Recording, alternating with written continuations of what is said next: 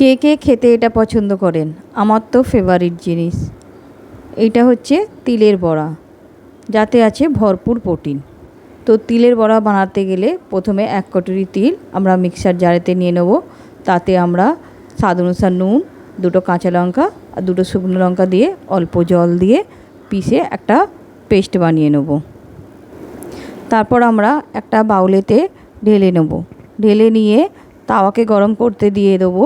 দিয়ে ওর উপর সর্ষের তেল লাগিয়ে আমরা বড়ার আকারে দিয়ে এপিঠ ওপিঠ ভালোভাবে ভেজে নেব।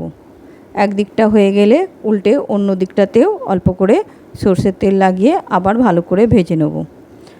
তো এই যে তিলের বড়া আছে, এতে ভরপুর প্রোটিন আছে, যা আমাদের শরীরের জন্য খুবই প্রয়োজন।